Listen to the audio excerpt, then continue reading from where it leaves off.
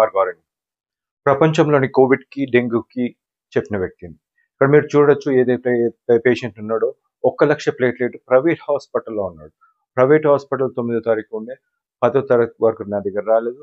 11వ తారీఖు నాడు 61,000, 12వ తారీఖు నాడు 57,000 ఇట్లా కిందికి పడుకుంటూ వస్తుంది. ఆ తర్వాత 13 నాడు ఈ పేషెంట్‌కి మీరు చూసినట్టయితే ఇక్కడ 61,000 నుంచి 57,000, 57,000 నుంచి 24,000 రావడం జరిగింది.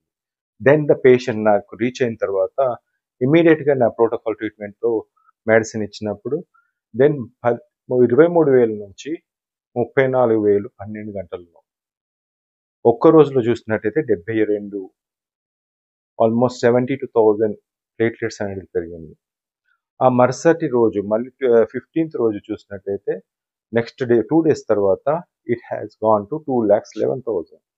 ఇది ఒక్క కేసులో కాదు, ప్రతి కేసులో కూడా నాకు ఇలాంటి రిజల్ట్స్ ఉంటాయి. ఎందుకంటే ఒకటి వైరస్‌ని చంపే మందు, ఇంకా మిగతాది ప్లేట్లెట్స్ పెంచే మందులు ఉన్నాయి కాబట్టి ఎటువంటి సమస్య ఉండదు.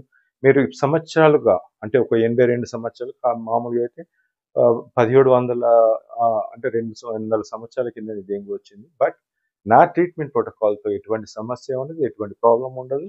జస్ట్ 4 డేస్‌లో మీరు పనికెళ్ళొచ్చు. Thank you.